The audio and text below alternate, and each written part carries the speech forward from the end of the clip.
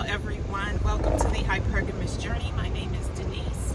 I am in a monochromatic mood. So green earrings, green dress, green top underneath this really like racerback dress.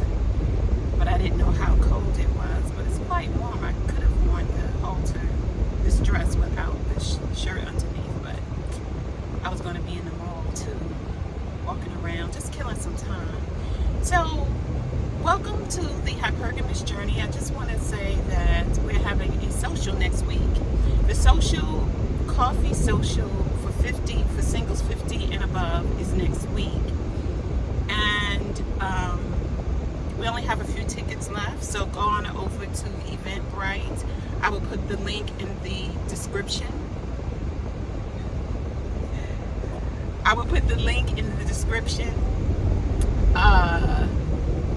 For the event. It's at a coffee house, a really nice coffee house, spacious but still has that cozy feel to it. I've reserved room for us, so yeah, we should have a really good discussion about dating for mature women. As you know, this is a women's channel. I share my dating experiences. I am dating a man, and things are going pretty well. I have to, work on my triggers. So I'm doing that and not spew my stuff all over him. We have to determine what's legitimately our stuff and what's legitimately his stuff. And so part of partnership, whether it's marriage or dating someone, we call it mating here. Mating with someone is growth and self-development, and you cannot do that in isolation. You have to be with others in order to grow and get your triggers and emotional feelings under control. So I highly recommend this book called Getting to I Do. I'm a reader and I watch other YouTube channels as well about just being in relationships, romantic or friendships. So I have those people that I follow on YouTube as well. And we are at the stage of our relationship where more of who we are is coming out. And it's not a bad thing. It's just that, the perfect stage of the relationship, oh, he's so perfect, or oh, she's so perfect, we have so much things in common. Now, that representative is kind of sliding away. We do have things in common, but that representative is sliding away, and now more and more of who we really are is coming out. And what I see is not enough for me to say, it's a done deal. I mean, like over or a done deal. It's not over and it's not a done deal either. And so he's seeing more of my stuff, and he, so far as I know, hasn't said, it's over or a done deal. And, in your own mind, you think that you are perfect, right? You think you're perfect. You're like, I don't do that and I don't do this.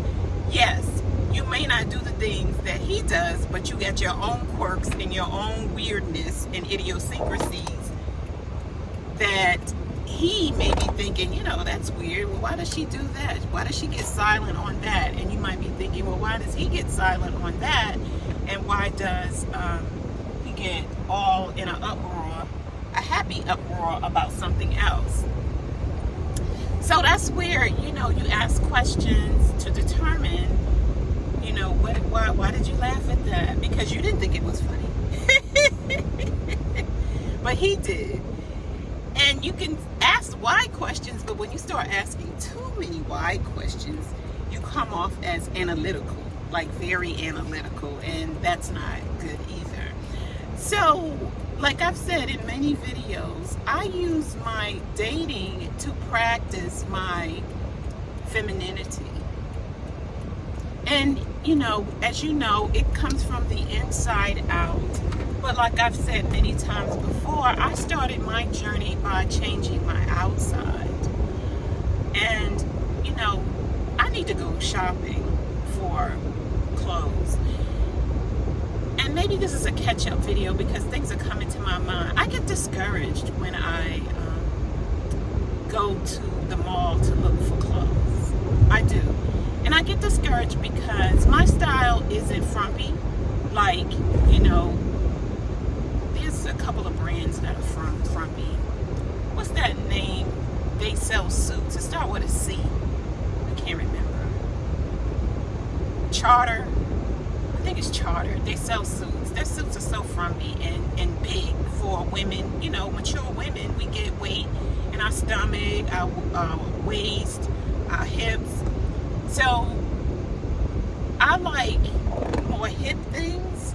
So I gravitate, for instance, a label would be INC. I call it INC. So I gravitate toward that, and then, every now and then I'll stop in Forever 21. There's another youthful store like Zara and H&M and stuff like that. But for me, I find that as a curvier woman, those styles don't really look that great on me because I have a stomach and I'm busty. And if you're on the smaller side, like a 0, 2, 4, 6, 8, their clothes look better. And if you're taller, their clothes look better. I am a woman that needs stretch in her clothes. So why did I bring that up? I brought that up because when I know I need a new wardrobe, a spring-summer wardrobe. And when I go to the mall, which I'm doing now on my way to the mall, I just don't find anything that I like. If I like it, I don't want to pay what they're asking for it because I feel like it's not worth the price they're asking, and maybe that's a poverty consciousness or what, or just being budget friendly and economical with what I have. And so if I like it, I don't feel like it's worth the price because, in a month the thing is going to be half price. And generally, if I like the style, the color isn't right. If I like the style, it's too much print or it's too short. I told you before, I'm knock-kneed. So short dresses do not look good on me. And as a heavier woman, being knock-kneed in short dresses is obvious. When I was thinner in my 20s and 30s and was like 135 pounds, I could pull it off. But 20 pounds more, I can't pull it. I can't pull those short dresses off, and they're too short, and they're ruffly. So I have to be careful that I'm not looking like I'm trying to be a 20-year-old or a 30-year-old. So it's a lot that goes into it. So I have my style role models. Janae, Jenee Naylor, Curvy Trendy, or Trendy Curvy. I follow her. And there's another girl, her name is Jamika, Geno,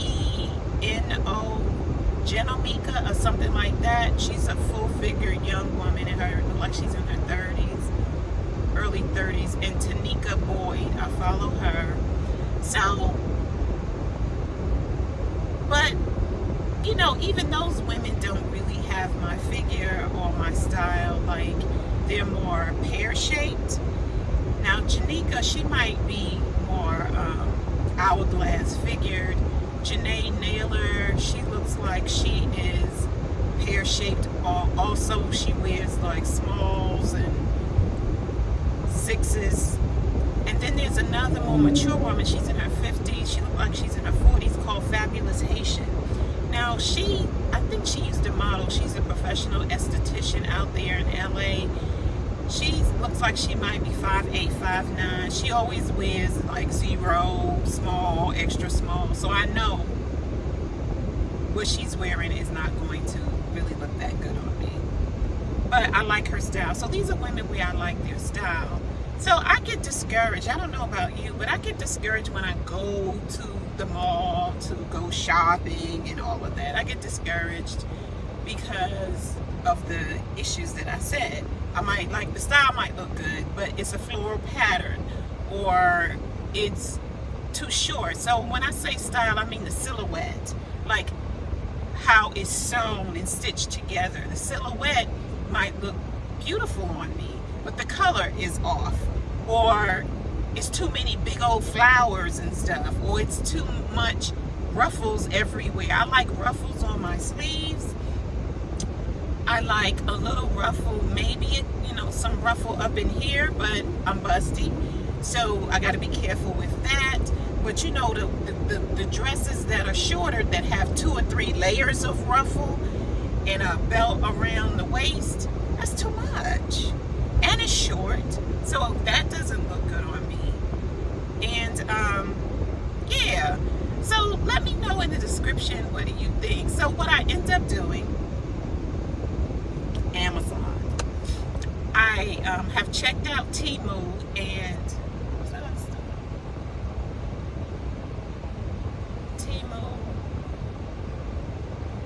Temu, Naked Wardrobe. Naked Wardrobe. I like their style, but everything is bodycon for them. And as a woman with a little stomach and some rolls, that stuff doesn't look good either. But I like looking at it to see what's available and what's out there. So, I do, when I go to these style role models that I have, and I encourage you to get a style role model too, and it's not even that you're going to buy exactly what they're promoting, but it's to get an idea of what could look good on you. Like all of the women that I have named in this video, they have short pixies. They have short pixies. The young woman, Genomika, I think she does both. Like she has a naturally short pixie, meaning it's relaxed, but she does have a pixie, but she wears wigs quite often. Janae Naylor and Fabulous Haitian, they always have pixies. You don't see them with wigs or weave or anything like that, so they don't change up their hairstyles that much. And Tanika, T-E-N-I-C-K-A Boyd, Tanika Boyd, she, I don't even know how short her real hair is, because she wears braids, weave, and wigs. So I've seen bobs, I've seen, bohemian braids, I've seen long, 30-inch, 36-inch wigs and everything in between. So she changed her hairstyle a lot. So I don't even know what the length of her real hair is. But so everybody has short hair, so I get to see like sunglasses and the style of sunglasses that would look good on me and things of that nature. So I'm trying not to be discouraged and just go out here, be open-minded about what I find, and see what the mall has to offer. And if all else fails, I know to go to Amazon. Thank you for watching. Don't forget, the social is May 17th. Tickets are available on Eventbrite, and I will put the links in the description for the event. And we only have a few tickets left. Don't be late. Okay,